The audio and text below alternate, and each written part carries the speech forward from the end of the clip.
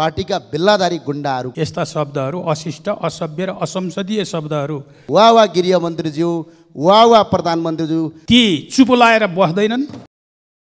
भर्खर जङ्गलबाट सहरतिर छिरेको जम्मू मन्त्रीहरूले यस्ता शब्दहरू अशिष्ट असभ्य र असंसदीय शब्दहरू यहाँ राख्ने निरन्तर प्रयास भएको छ र हिजो मात्रै बिल्लाका गुण्डाहरू भन्ने जुन शब्द सुन्यो यो संसदीय शब्द होइन, यो असभ्य शब्द हो।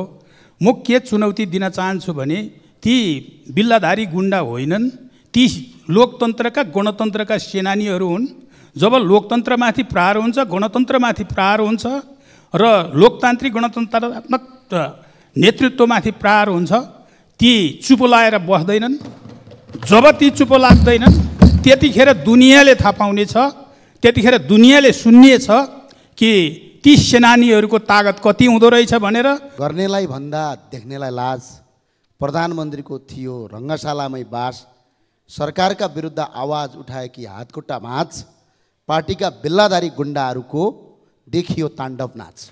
सम्माननीय सभामुख महोदय, रङ्गशालामा यही फागुन 19 गते प्रधानमन्त्रीको नाममा खेलकुद आयोजना गर्ने, दर्शक दिग्रामा बसेका मान्छेले बोल्यो भन्दै प्रधानमन्त्रीकै पार्टीका बिल्लाधारी गुण्डाहरूले मान्छे कुट्ने, प्रहरी पीडितलाई बचाउनुको सट्टा कुट्न सघाउने वा गृहमन्त्रीज्यू वा प्रधानमन्त्रीज्यू, यो तिम्रो कस्तो लोकतन्त्र, यो तिम्रो कस्तो प्रजातन्त्रको अभ्यास गरिराख्नु भएको छ।